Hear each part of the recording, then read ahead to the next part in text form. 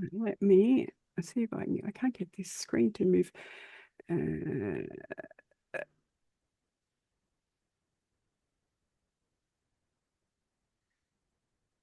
hate that?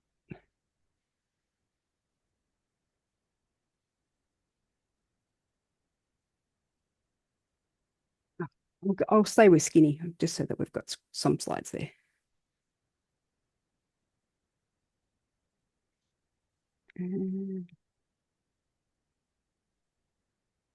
Welcome everyone. Just getting some slides up.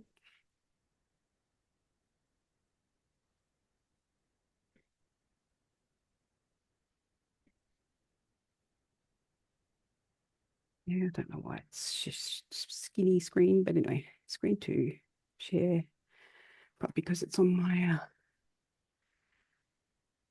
big desktop.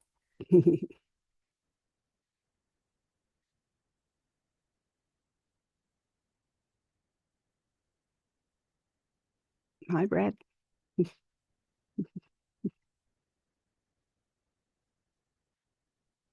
Hi, Lynn. And hi, everyone. Hi, Tatiana. Welcome. Good to be here again. Cool. All right, we're 2 minutes in, 2 minutes. It's harder to see when you've got the slide share on.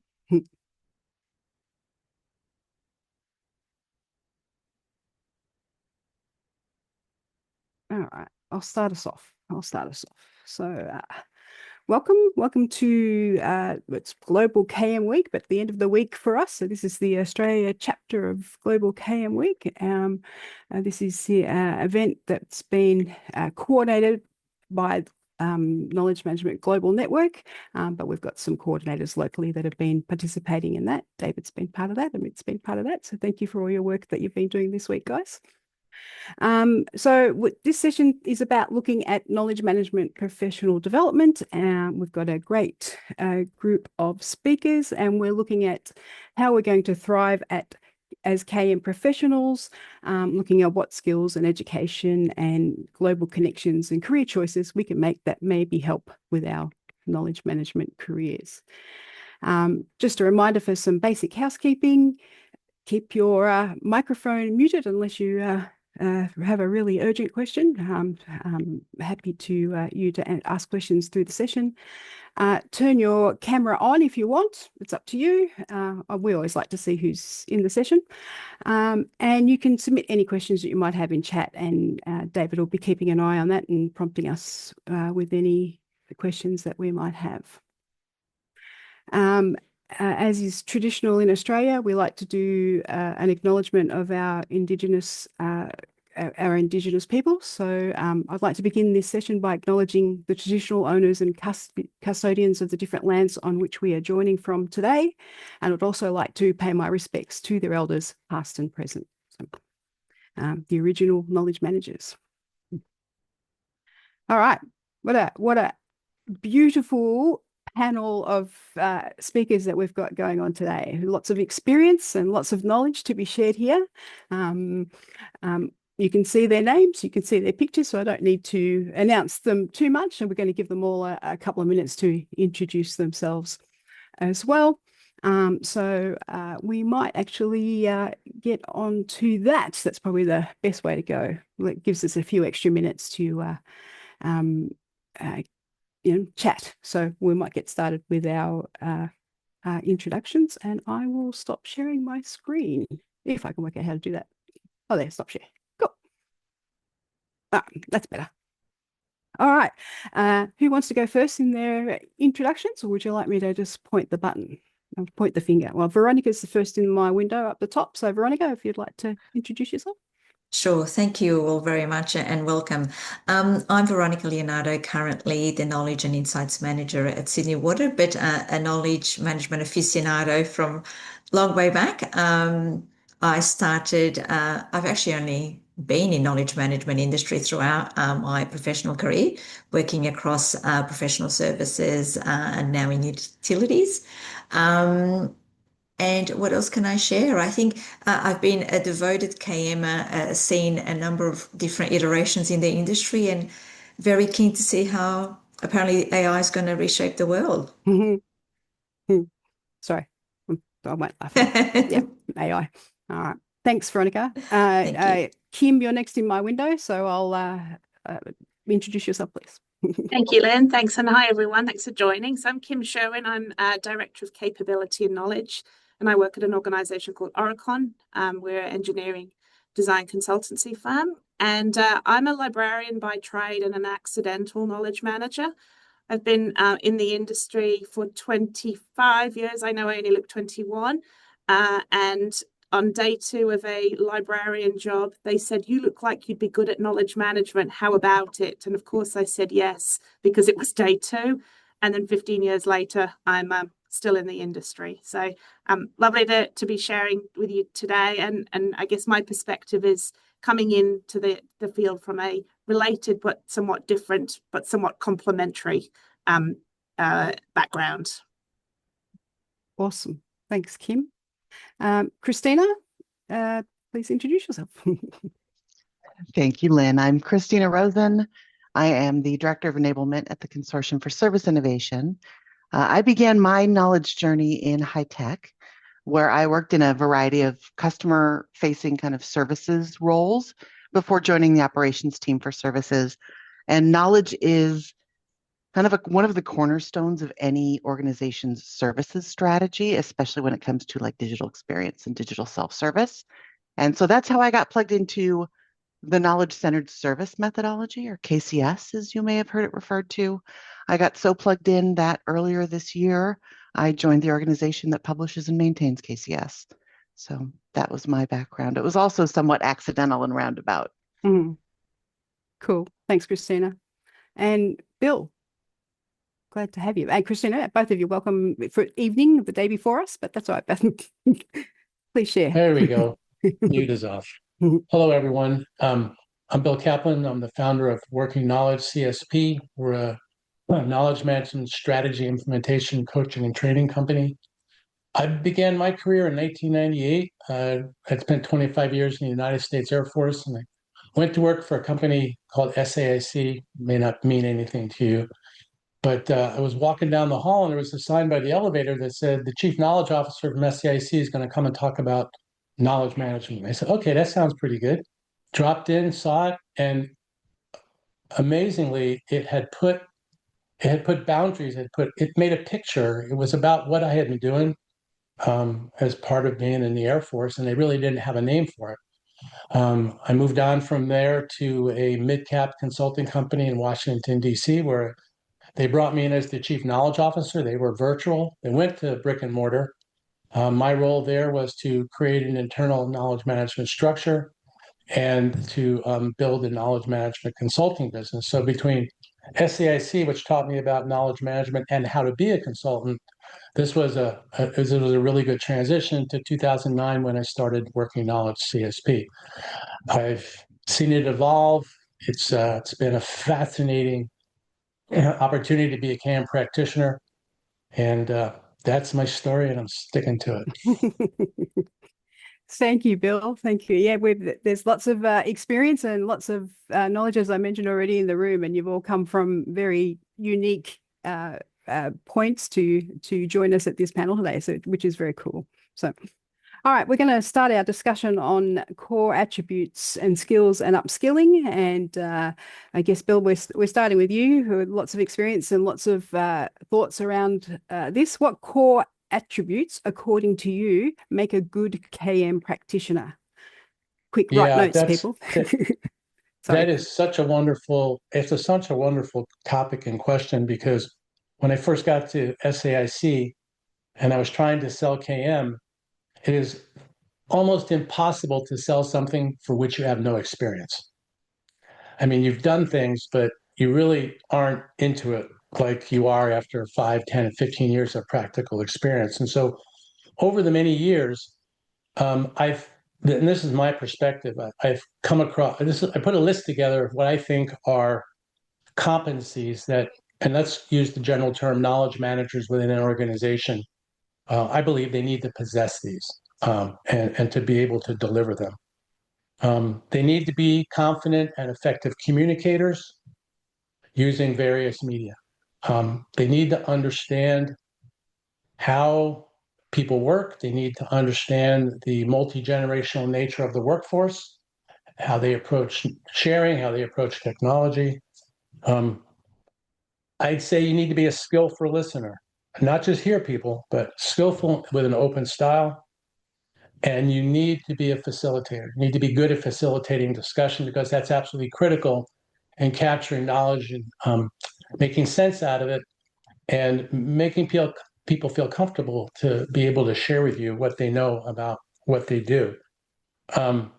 I strongly suggest that anybody who is a KM practitioner, they take a structured facilitation course, one where there's video included, because it's so critical to be able to watch yourself and look at yourself from the outside. And the facilitation training comes in so many different aspects of the knowledge management career field. You have to be able to influence people. So that means critical thinking, evidence-based discussion, not total reliance on emotional. Be a good networker, be able to share ideas and success. You have to have a clear and current understanding of the business and operational environment in your organization or in any organization in which you're going to consult. And you need to have a good working knowledge of what organizational strategy is. You need to be able to think strategically in terms of culture and behavior, business processes, technology, and tools. And I use technology to cover a broad area. It's evolved. As many of you know and been to other conferences, AI is front and center. What is the relationship? What is the evolving relationship between the human, the person, and AI in all of the different work processes? You have to understand what requirements are. You have to appreciate customers' needs at both operational and strategic levels. And finally, you have to have understandings of the basic principles of knowledge management. Otherwise, why are you in that position? So to summarize that, I would say one of the most important takeaways that I've gotten over the years is that when you're trying to help an organization to deliver knowledge management outcomes based on their unique requirements, you have to meet them where they are, not where you want them to be. If you skip that step, you're going to leave them behind, and people will be unable to evolve to find value in investing their time in the knowledge management engagement project in the organization. So let me stop there and pass the torch. Absolutely. Does Veronica, Kim, Christina, any thoughts you would like to add to Bill's summary there?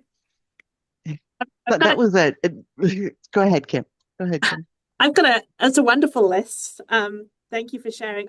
There's probably two others that I would add, and this is probably a reflection on me of late, is you've got to be able to manage yourself. Because particularly in an organization that can be complex, you can often find yourself in a position of frustration.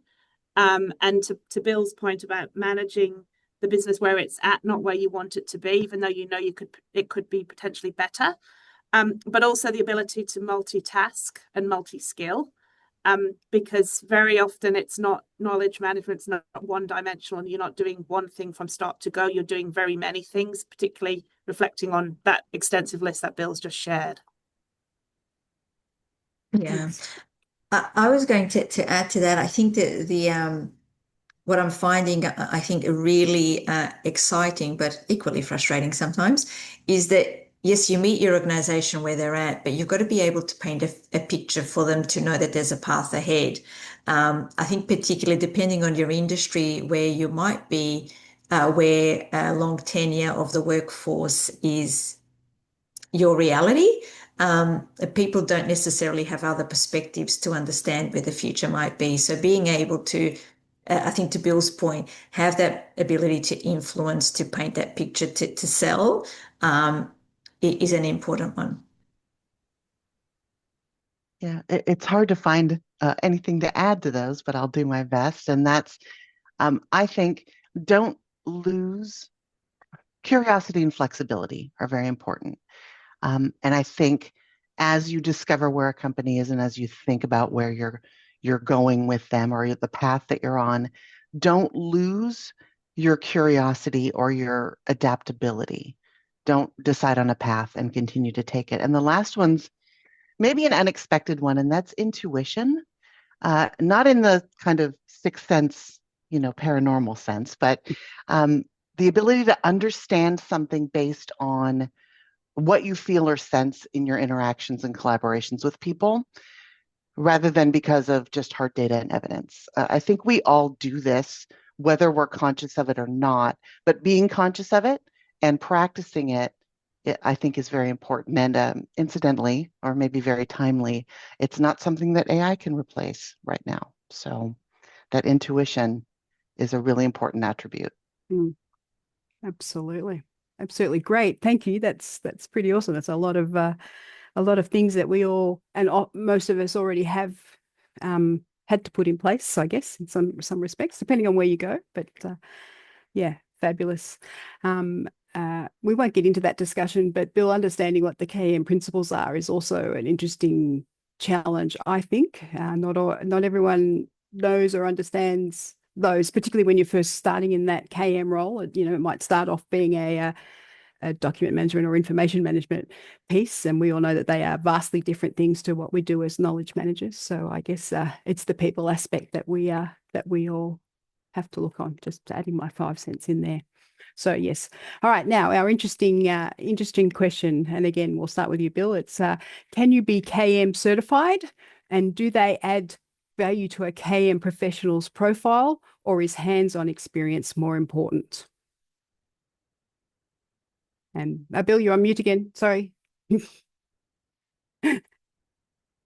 Thank you. I said, oh my God, I love this subject because it's exciting and it's so frustrating. For those of you can see my LinkedIn profile, there's several articles that I wrote on KM certification. But let me kind of summarize where my thinking is right now. It's evolved over the years. I will tell you that generally what KM lacks, even though it's a discipline, is a universally recognized accreditation framework. Think of certified public accountant.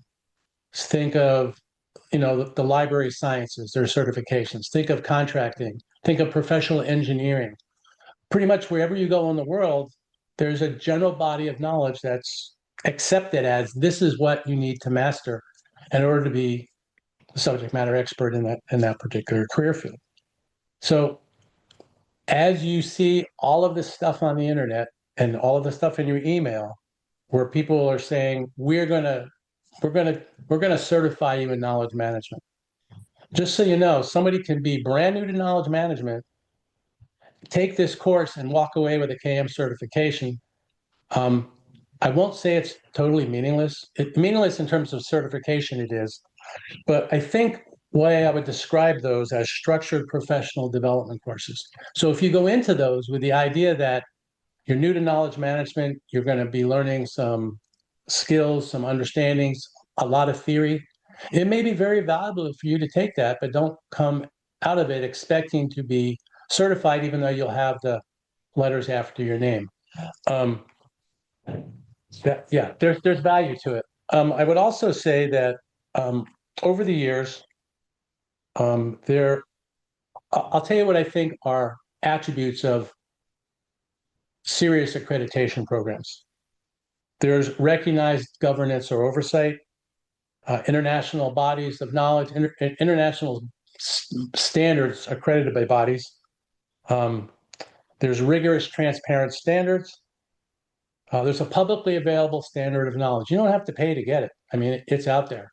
A PMI, anybody here at PMP? If you are, there is a really good related example of accreditation and certification. There's an assessment of competency. You have written and practical exams. There's case studies. There's proof of continuing professional development. So once you're certified, that's not the end of it. Accredited programs will require you to continue to improve your knowledge because the discipline in the career field change over time. And this to me is a really critical one. There's impartiality and independence separate from the training that's provided. or at least there's a firewall between the two. And it's not for profit, for transparent. They're not making money by doing the certifications. We talked about ongoing training, so there's ongoing recertification requirements. Recognition by employers or professional communities that these have value and are that they're valuable. And so if I was to come up with, these are the 6 things that I would consider a litmus test if you're considering taking any courses. Just for your information, the closest thing that I found to that is the Knowledge Management Chartership by CILIP, the Library Foundation. Is anybody, you're all familiar with that? Yeah, you go to their website, it lays out exactly what those are. And you'll see that many of the things that we've been talking about, you can find them in the CILIP chartership program. So if you want to do it, I would say that probably is the current gold standard for what we would like to do in knowledge management. So here's the litmus test, the questions that you need to ask. Who accredits the accreditor? What standards are they using? How do they test for competency? Is it recognized in the real world? Can anyone just pay and get it? And are you required to have experience in the field to earn a certification? So to me, that's kind of a summary. So the bottom line is walk into these with your eyes open, knowing that you're really looking at structured training, not necessarily an accredited KM certification, but there's still value in it, particularly also dependent on where you are in your career. So I'll stop there. Thanks, Bill. I think, you're right. There is a gap in there, but some of those other opportunities we have to learn can assist some people if they don't know where to start. So I guess that's sort of what triggers our next lot of questions. Christina, so we've had a lot of questions around the KCS methodology. I guess this is an opportunity for us to learn more about that. So can you briefly explain that methodology and how would we use it? Sure. So Yeah. knowledge-centered service, or KCS, at its core, it's a methodology that's built on the idea that in a services environment, so anywhere there is a requester and a responder, so you don't have to think traditional technical support. This could be HR, it could be IT. Pardon me. Anywhere there's a requester and a responder, that knowledge is the byproduct of that interaction, and it should be captured and maintained in the flow of that work. That's really kind of the core principle behind KCS. It grew out of a tech support environment, but we've seen it spreading rapidly into other environments as well. So the methodology really rests on principles of create knowledge as you solve new problems, reuse knowledge whenever you can, improve it continuously, and develop a culture that values learning, sharing, and trust, because in a KCS implementation, there are many, many, many publishers. And it's not, and people kind of they're empowered themselves to, as they're working, go ahead, create and publish and improve other people's knowledge as they work. That's really what KCS is. I think of it kind of as a flavor of knowledge management. It overlaps in a ton of ways. The piece, when I say it's a flavor that's adapted to a specific kind of environment, right? That's this kind of request response, reuse knowledge, update it as you go kind of environment. It's very dynamic. We do offer certifications. We're not an accredited organization, so it's not to the level of like a university or something. But we do offer courses where you can get your LinkedIn badge that says you have, taken our fundamentals course or taken our practices course. And the courses are all aimed at the practical experience of implementing a knowledge program. So one of the things about the methodology is it is very structured in what you want to achieve, the goals you want to achieve, how you measure it. It's a whole, it's got a kind of double loop process of the solve loop, what you're doing there, how you evolve the knowledge after it's created. It's all publicly published at serviceinnovation.org. You can get to our library where the entire methodology is published for use by anyone. And then we have a community of people, obviously, we're powered by our members. We work with our members constantly to evolve it in the 30 years it's been in place. Cool. Thanks, Christina. I've shared the link in the chat, and I know that Thank you. you're going to share some details with us a bit later that we'll send out Yeah. to all our participants. So thank you. Okay, and Veronica, I'll start with you. What kind of certifications are available for KM in Australia? And are those the differences or the gaps in the certifications you're aware of? Are they diluting the voice of KM, do you think? It'd be interesting to get your perspective on that. So. Yeah, no, thank you. Look, I'm probably going to show my age when I say this, but I got my degree in information studies, which was originally developed from what used to be the Bachelor of Librarianship. So I think fundamentally back in the day, quite a long time ago now, KM did evolve from librarianship. So that's where, you know, that there's good fundamentals there. But ever since then, there's really not been anything in Australia as far as a real sort of accreditation. To my knowledge, I've over the years I've mentored people who've wanted to enter the field because there's been not something they felt, I think to Bill's point, something they felt confident that was going to give them what they really needed to then enter the field as confident knowledge managers.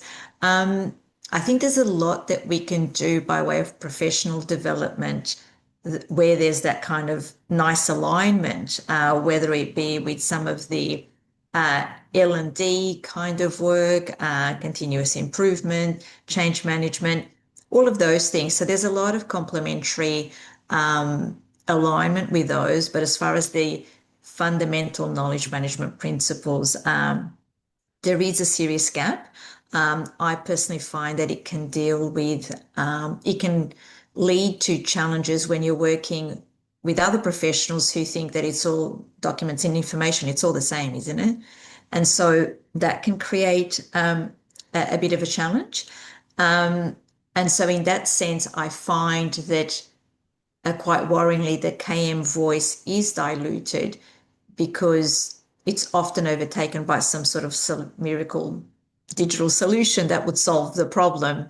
And so at the moment, I'm finding that there's a real opportunity for us to influence, whether it be the AI conversation or even, I think, to Christina's point before around some of the KCS, I think actually offers a good framework to really base a good conversation on before you get to the solution, have a really good knowledge management framework in place. So I'm finding that that has helped shape some of the conversations I've been having.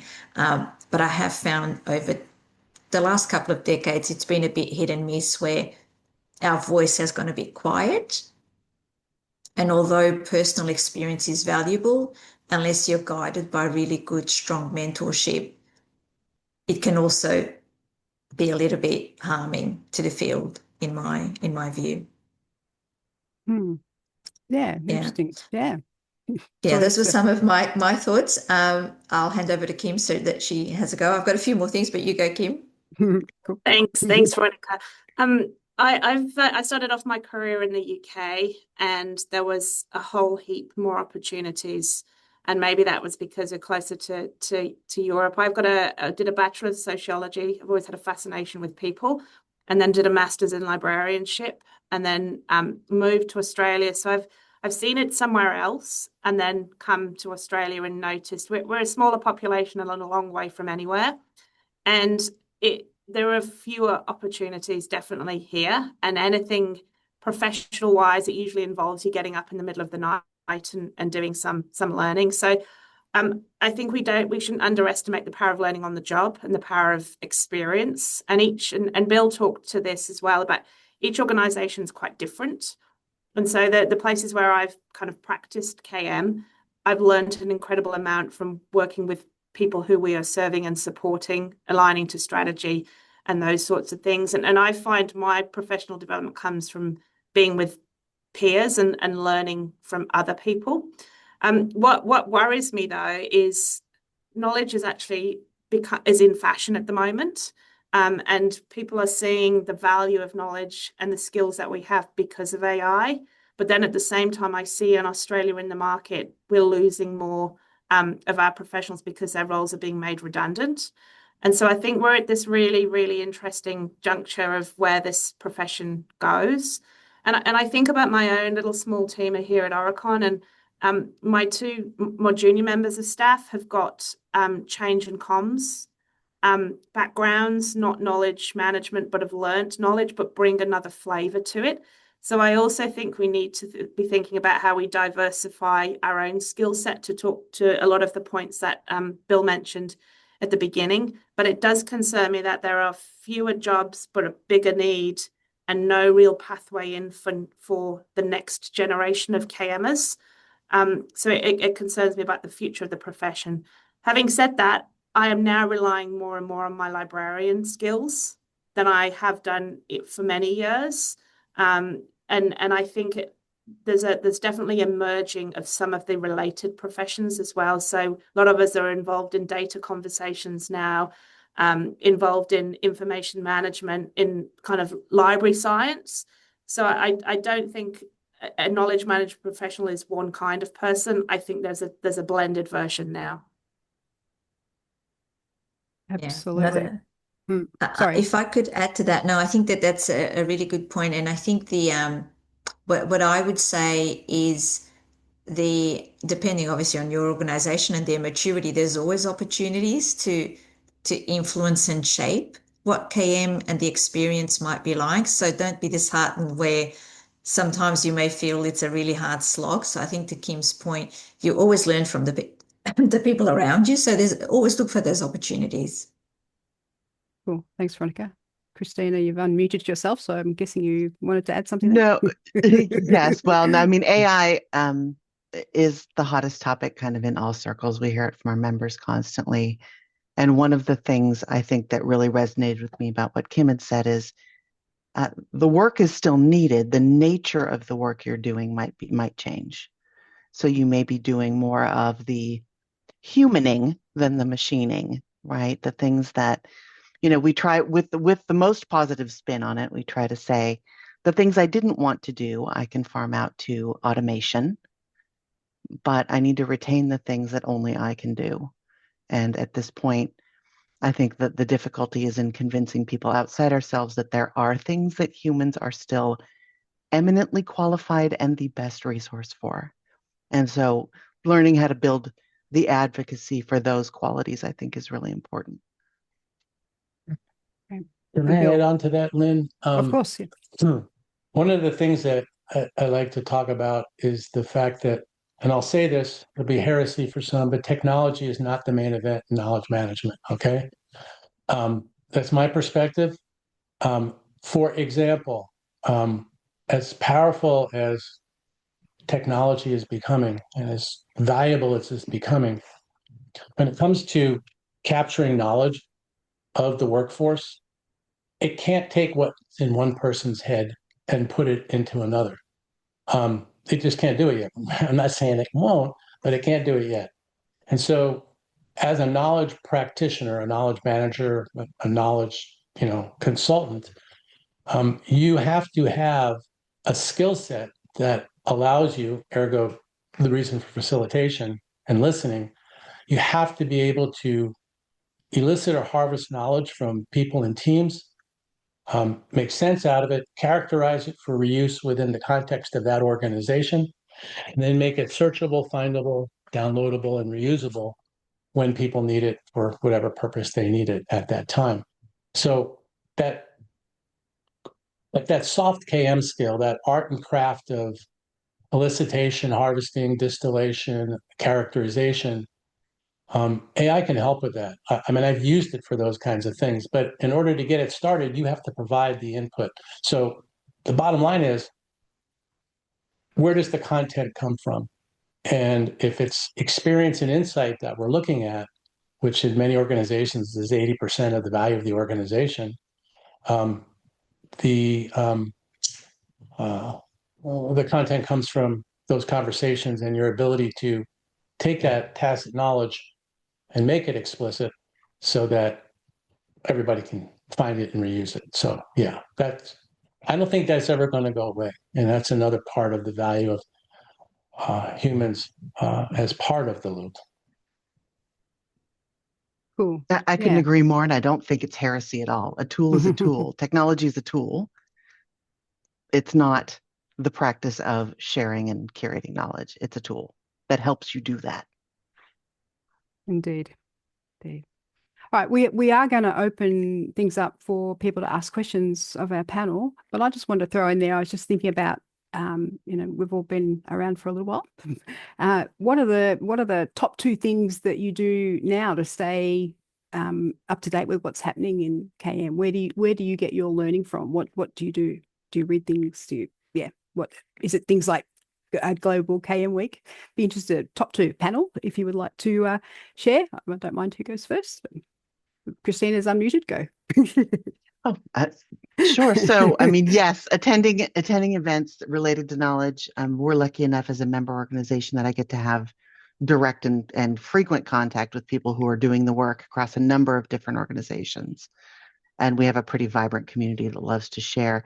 Interestingly enough, people who work in knowledge love to share knowledge. So it's a really great community. I also take full advantage of the ubiquity of webinars to sign up and then review the recording later most of the time.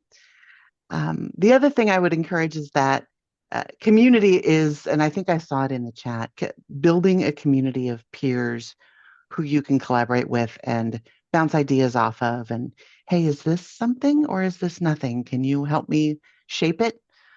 Is incredibly valuable, that kind of feedback. And I would encourage you to branch out into communities beyond just knowledge. I belong to communities that are about customer experience. You get a lot of insight in customer experience communities or community management, all of those things. So it goes back to curiosity and flexibility and just trying to learn what you can where you can. But those are some of the things that I take advantage of. Great. Thank you. Kim. I'm going to kind of extend one of Christina's points. Is I'm getting a little tired of doing learning online because we've all spent so much time doing this, and I love nothing more than catching up with people in person. And so there's a few people on this call today that I have that connection with, and even just having a coffee or a lunch, and there's drinks this evening. I'll do a plug for this evening's event in Sydney. You can't beat that rich conversation. And then my second one is doing that same thing in my own organization, because I learn what the needs of our business is, and that's who I'm here to serve. And you cannot get that from filling in a form or doing an online session. So doing things in person with your people, you just get it from the coalface. And that is undoubtedly one of the most valuable things for me. Anyway. Okay. Thanks, Kim. Veronica? Yeah, completely agree with Kim. I think network. Internally within your organization, you get to understand people, you get to learn from different perspectives, as Christina was saying. I think that can only also help open the door and opportunities for you to then be able to have those knowledge management conversations a bit more casually rather than doing the hard sell all the time. So the networking internally, externally, and when I say externally as well, I've started reaching out to KM industry colleagues via LinkedIn. I'm due to have a chat with someone from Peru next week. I've had a chat with a knowledge manager from Amsterdam last month. So different perspectives, different things happen at different paces around the world. We've got a broad community. We tend to be sometimes maybe a little bit shy, but, introduce yourself and have a virtual coffee catch up with someone would be my advice. Great. Thanks, Veronica. And Bill, you're on mute before but also, do you have anything that you like to do to keep your skills up to date or your understanding of KM? I'll, one general and 2 specific. The specific ones is there's an organization, it's online, called SIKM, which is run and facilitated by Stan Garfield. That is so valuable. I mean, there's different dimensions. There's people that get on and argue about theory. There's people that get on and ask for help. And the response from that very generous community that participates Because I learn something new every time I read one of those things. So it's a place to go. It's a safe place where no one's going to judge you for what you think might be a stupid question. There aren't any, but some people are introverted, but it's a great place. I participate in this. You don't have to answer, you don't have to respond. Every month he has a different speaker on a different topic. It's well worth your time. It's a great learning opportunity. I would also call out a conference that started 2 years ago, KM Summit Dublin. And what I think is, I've been to both of these. I pay myself to go now. I think it's unique in the sense that it's all about the people and the conversation. There's no pitches by the technology supporters or sponsors, the technology sponsors. I mean, they get their chance to be recognized, but the conversations are not filled with people trying to sell technology with case studies that they bring their clients, and that's all. Yeah. So and they flip it. So it's very much similar to what we're doing here. There's like a little bit of discussion in the beginning, and then it's wide open to conversations between the participants in that particular section that they're having the conversation about. So I would look into that. It is a trip, especially for you guys. But I know Stu goes every year, so I think that he can vouch for that. The other thing that I would say is finally that be a mentor. If you've been in the business a long time, there's opportunities for mentoring. Ninesh Jerby runs a mentoring program. I've been in it for a couple of years. What I like about that is I'm always surprised by the ingenuity and intensity of the people that have jobs where they don't want to be told what to do. They want to bounce things off you. They want to get guidance on professional development. Maybe they've got a kind of KM conflict in the workforce. How do they solve that? It's rewarding going both ways. So I think these are opportunities where people in the profession can give back to what the profession gave them as they were coming up through the ranks. So let me stop there. Great. Thanks, Bill. Appreciate that. I've shared a couple of links to a couple of things that you've mentioned already in the chat. And we'll talk about some more of those as well. All right, David, I see that there's lots of conversation going on. Was there any questions that jumped out at you in the chat there? There's no real questions. A lot of people sharing, I guess, lots of their own opinions around some of the content we've been talking about. Does anyone have any questions yet before I prompt you for the panel? So otherwise I can prompt you with some questions. You're happy to chat, put your hand up for the chat or type it in the chat window. So we could Don't be read shy.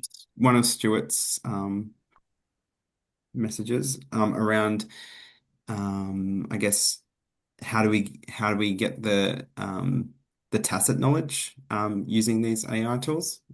Is that a gap still? yeah. I think it's an interesting. So I think so. My perspective, I guess, at the moment, being in utilities, and so I guess a diverse workforce. So not everyone would be office based, but also understanding that the nature of the workforce is changing. So there used to be long tenure, and now I guess the workforce is changing generally, where people tend to perhaps work through a much shorter tenure at work. So I think some of the interesting things that we're trying to do is a bit of a balance, not over rely on technology. We're actually we run a knowledge transfer critical knowledge program where we promote shadowing, a shadowing program. And I think that kind of gives people an opportunity to, I think to Bill's point, people get to mentor other colleagues coming through the ranks.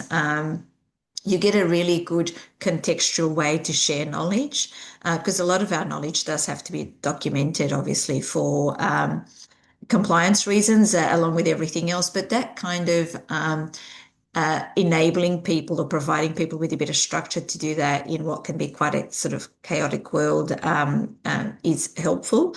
And I think it helps people to feel supported as well. So it almost goes hand in hand with that. Having said that, we are also exploring our good friend AI to see how we might be able to capture and share a little bit more effectively, just appreciating that when you have field workers, it can be a little bit tricky. People work shift hours, people work across different plants, reservoir, city, parts of the city and so forth. So getting people together all the time or the same people can be a little bit tricky. So we're trying the balancing act between the human and the technology to facilitate if it's relevant.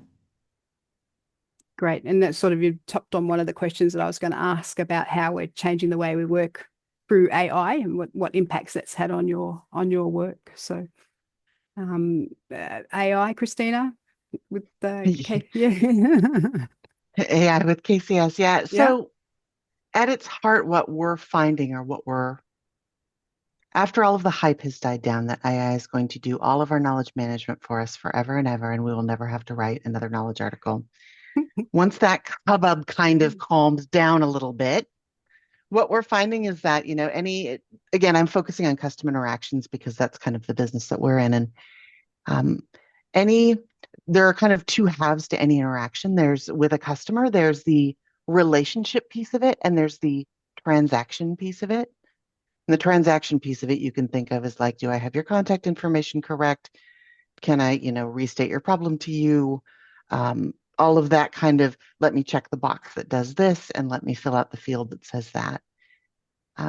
Turning that transaction piece over to automation. And I don't want to say AI because when you say AI, everybody thinks of an LLM generating text, and that is part of it. But the broader part of automation is looking at taking those pieces that are transactional and making them easier for the worker to accomplish so that they can focus on relationship work. And so there's going to be some change management around that as far as upskilling your people who are used to just, reading a script maybe and giving an answer and getting them deeper into the relationship piece of it. But that's really what maybe I'm being a little Pollyanna about it, but that is my hope that is where we're going.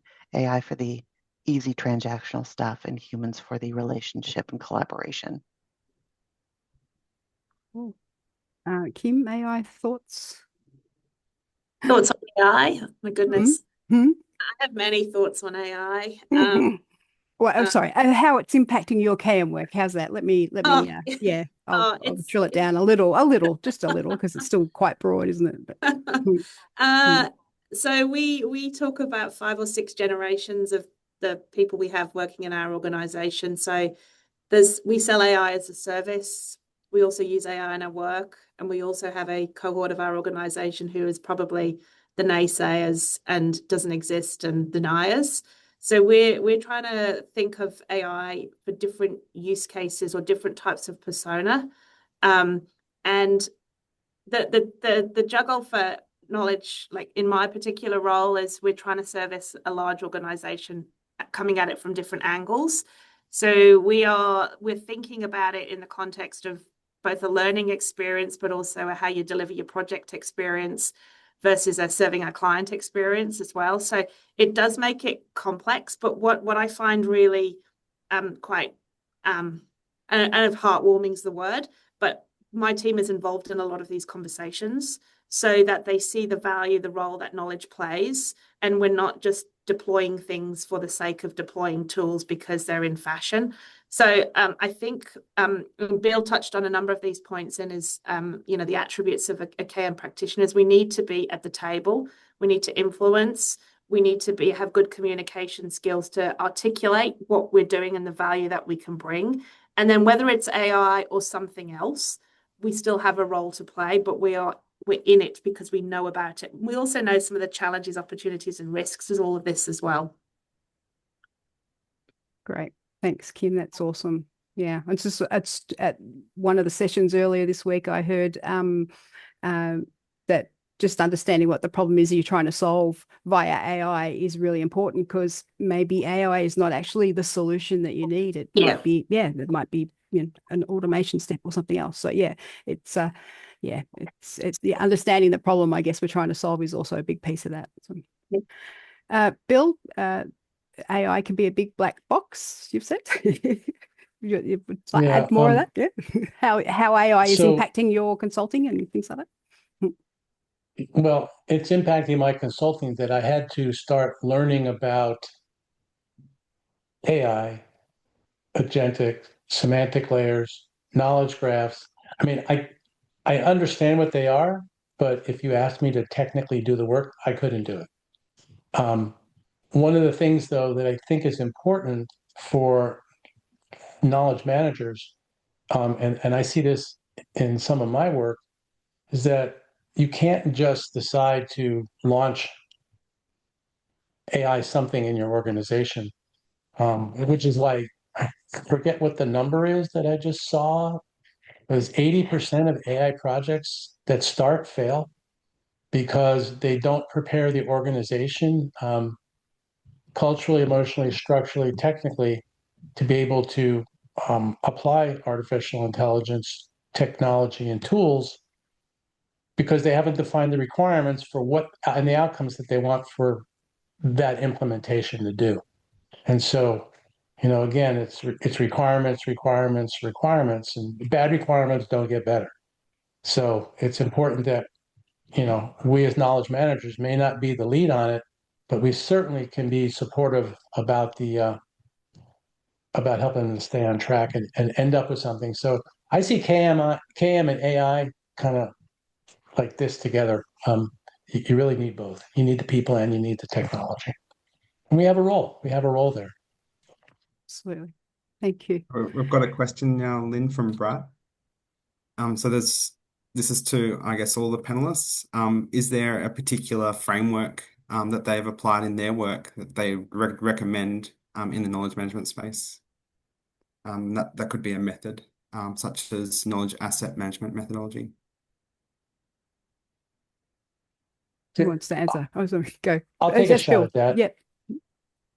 Quickly, I think I get the question, and I would say that it's going to depend on the organization, the requirements, and the outcomes they want for their knowledge management efforts. So if you think of this in terms of a knowledge management strategy, there's two fundamental things you have to do up front. You have to understand the business and operational environment, what they do, why they exist, how they operate. And you need to create a baseline for the knowledge management environment. How mature are they? What do they do? All of those things. And then based on that strategy and where the organization wants to go, you compare the baseline to the future that they're looking at, create those gaps, and then you build a strategy to close those gaps. And so it's not going to be the same for every organization. And that's why you can't just take one approach, one framework, somebody's strategy, and apply it to your own. It turns out badly. I hope that's where you were going with that.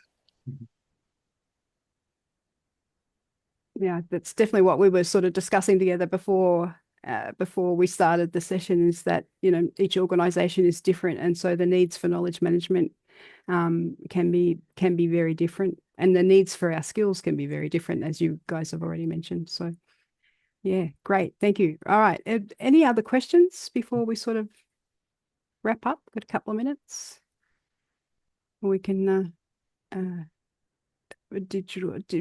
similar problem with digital transformation projects. Yes, absolutely. I guess that's in some parts that's what we're trying to do, aren't we? Transform an organization. Stuart's got his hand up. Stu. Last question then. Yeah, go Stu.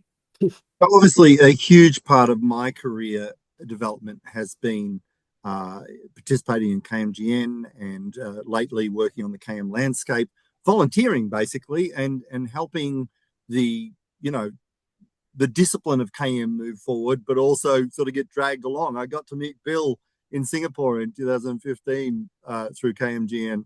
And that's just been that relationship has been such a blessing for me. The phone calls in emergency services and the help, I can't thank him enough. And so I never would have had those relationships without volunteering. Are there other, anyone else in the room? Have you volunteered? Have you done things that have helped other people, not necessarily monetarily? I know when we think of donating our time, it's more for doing a course or certification for, you know, little badges and things. But is there anything that people are doing to get out there and help others? I think mentoring is a key one, Stuart. Yeah, so both being a mentor and a mentee. And I also internally, I have a reverse mentor. So I'm learning from a junior tech person as well. So to help me. I think there's always a volunteering on committees because you meet new people, but sometimes that has a lifespan on it because of the, you know, requirements of the day job. The speaking at conferences, then of course you meet people. Yeah, just a few suggestions from my end. Cool. I would absolutely back the mentoring. I think there's just so much that can be gained from that. And I think, Stuart, to your point, that we're all trying to drive the discipline forward in one way or another. So it's good to have the different perspectives, different experiences. So I think the more we can do that, and like I was saying, even virtually, trying to connect with others, that can only help all of us, hopefully. Great. Real quickly, Christina, I'll say, sorry. Yep, Bill, oh, please. sorry. You're right. Please. One thing I did is I volunteered. I got paid very little money to teach a knowledge management course at the University of Maryland Global Campus. It was valuable in understanding that the University of Maryland came as in the business college and seen as a gut course. So they were very surprised when I had the class. But in general, there are several people out there that also teach at Columbia and Kent State. And I think that would be a wonderful way. You don't have to have a PhD to do this. And there's a lot of places, particularly community colleges, that have knowledge management related or like courses. And it's a good opportunity to get out, and they'll give you all the things that you need to do it, but you get to put your own spin on it and influence, and at the same time, learn from some of these folks based on the projects that you develop and assign for them to do as part of the course. So I would throw that into the mix as well. Yeah, I actually guest lecture at RMIT, so industry speaker, if you like, for one of the sessions in the knowledge management course that they run at postgraduate level. So, and that's turned into an opportunity to run the subject a couple of semesters. And so absolutely putting a spin that's not just academic research has certainly to hopefully changed the eyes of some people rather than having just to follow the academic guidance, if you like, there. So, cool. All right. Wow. Great insights and great learning there from everybody. And people are still adding stuff to the chat. So we'll share all of this with you as well. I'm going to do a dodgy now. I'm going to share my web browser as opposed to the PowerPoint because I've got most of the things we're going to talk about open. So let me just click on share and hopefully it will not be quite so skinny this time. All right. I want to share this screen. Share. Oh, that's not tall and skinny. That's good. All right. Knowledge Summit Dublin. It's on at the end of June next year, as opposed to the beginning of June. I think it's been the last couple of years. It is a conference that has been going for a couple of years. Everybody raves about it. Stu raves about it, but everybody raves about it, how different it is. And so highly recommended. I didn't get there the first year because I got COVID and I'm always killing myself for that. But anyway, highly recommended. 50% discount at the moment. Dave's going to put a link in the chat as well. So 50% discount for all of us if you want to buy your tickets between now and the end of December. So highly recommended as a conference if you can get across to Dublin in that time. Another big piece, and don't you hate it when the thing goes over the top of your screen? I have to move. I hate it when it does that. Get out of my way. There you go. All right, next one. KM World is the US-based conference on knowledge management. Lots of really interesting information comes out of that. Probably Bill knows more about what happens at KM World, but it's always a good conference to know about. So we'll send links to all of this out. The Knowledge KMGN we've mentioned a couple of times. So the Knowledge Management Global Network, stay across that. It has courses that they run every year for about 6 months. It's in the evening. I've done that every year. It's 11 p.m. or 12 midnight start some nights and 11 p.m., but only goes for an hour. They record sessions. You can watch it the next day if you want to. So highly recommend all of that. Whilst I'm looking, and there's also a Thailand forum that happens as well. So you can find that through the KMGM site if you want to watch that. Some of the really big initiatives, Stu's already mentioned the KM landscape. So I believe part one of the KM landscape about capturing what they need to understand what KM is, what the opinions of people are, what inputs are in there about what KM is across the globe has been really interesting. So they're now putting the call out for people to be participating in round 2 of that, about leading topics and getting information and being a topic lead if you want to. I just want to say, if you go to the KMGN website, some of the outputs that they've got lists of terms, and they've got some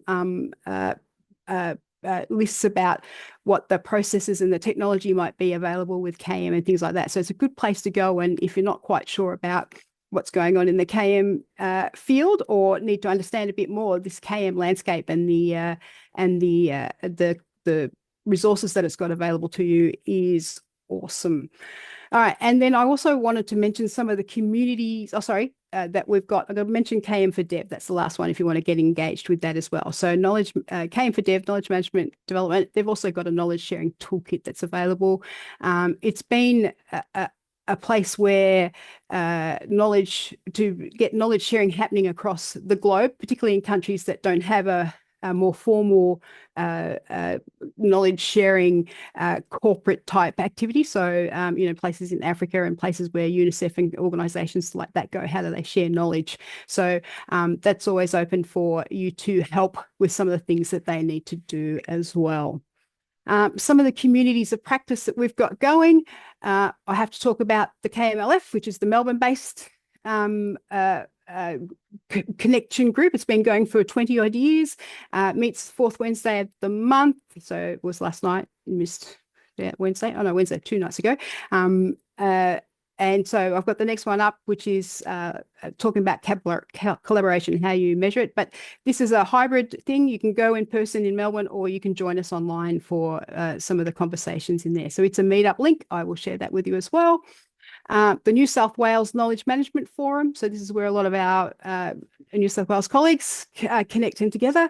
The website's a little bit dated, but they've got an active LinkedIn group, so you can join up with them as well. And which came out of roundtables from a few years ago, so that's good. And same with KM Australia. There used to be a big conference, but the KM Australia LinkedIn group is very active with people sharing information and ideas in there, so join that. I shared the link for the SIKM leaders community. They send you a newsletter, a email when conversations are going on inside the community, but I also highly recommend this, as Bill did, for places to learn. And for us, yes, it's 2 o'clock in the morning, but you will get a copy of the slides. You can get a copy of the chat. You can get a copy of the recording of the conversation, the call. So you'll have all the tools there available for you. I've thrown in a personal recommendation of the Microsoft 365 adoption group, because of I think there's a lot of us use the Microsoft tools to share knowledge across our organization, whether it's using SharePoint as our intranet or working in Teams and all that sort of stuff. So they meet first Tuesday of the month, I think it is. They've all joined into one big group. So there was 5 groups that joined together. I find it really valuable for learning about change management and how we might use the tools to move forward and share knowledge inside our organization. So I'm just going to share that with you. What else? The KMI Institute's a place where you can do some certification. I've thrown that in there. Got the KCS link there for you too, Christina. So we'll share all of these links out there for you so that you know what's going on. Stu's got his hand up before I go to the last thing. Yeah, I want to be cheeky and just let everyone know we talked about roles, and I'm about to hire a knowledge officer. So keep your eyes out on LinkedIn, and if you'd like to come and work with me, then stick your hand up. Thank you. I would think that it would be a glorious opportunity for anyone, Stu, to work with you. You've got such a lot of knowledge to share. Yeah. Cool. All right. I should go back to the slides, but there is a in-person face-to-face meetup in Brisbane and Sydney and Melbourne today. This afternoon, David will be sharing the links inside the, I'm going to stop sharing this, inside the chat. So if you would like to get together with some of your peers here, there's there's what's the bar in Melbourne is, when I click on it, the Blossom Rooftop Bar. Blossom. Yep. Yep. And Sydney's at Banger House, and Brisbane Riverland. Anyone from Brisbane here? But I think that's booked for you anyway. Please do, if you've got a chance for your post-work drinks. Oh, you're good. You're sharing the screen. It's not so skinny on me. Yeah, please do catch up with your peers and have a talk about some of the things you've heard today. It'd be a really good opportunity. So highly recommend it. So yeah, sorry, Bill and Christina. All right, we're done. I think we're done. What a great session. Well, we're a few minutes late. Sorry, I tried to keep us to time, but hey, I talk too much too. Thank you so much, everybody. Bill, Christina, thank you for your afternoon connection with us. And Kim and Veronica, thank you all for sharing your awesome knowledge and experience with us and how you've managed to improve yourselves in some respects, but also how we can learn to improve some of our knowledge management skills along the way. So and get a better career and work out jobs that aren't called knowledge management, but that's in fact what they are, and vice versa. So yeah, because I've seen knowledge management jobs which are data scientist jobs, which yeah, but anyway, thank you, everybody. This is the end of KM, the Global KM week. They do this every year now. It's a great opportunity for people around the world to share knowledge management across the globe, and there's been so much going on. And if you go to the KMGN website, there will still be a few more things going on, given that we are very early in the time zone arena. So I'm sure there'll be a couple of more sessions of interest, and even some over the next couple of weeks even. So some people couldn't all plan it all in the 1 week, but hey, a global celebration of knowledge management. What more could we ask for? So that's also getting us out there. We should have been sharing this with our colleagues, and maybe next year it could be something you could share in your organization. Have a knowledge management week. So yeah. All right. Thanks so much. Go and have fun Fridays or Thursday afternoons. And hopefully I'll catch up with some of you again soon. Thank you. Thanks, everyone. Thank you. Thanks, everyone. Bye. Thanks for having me. Bye. Thank you. You've been hiding, Brad. No, he's gone. Well done, Lynn. Good job. Thank you, Stu. Thank you. Are you coming into the bar? I'm not, but I'll have a drink with you in spirit. It will be a spirit. So yes, okay. Good deal. Cool. Thanks, Stu. All See right. ya. Thank you. See ya. Thanks, Lynn. No worries. Thank you.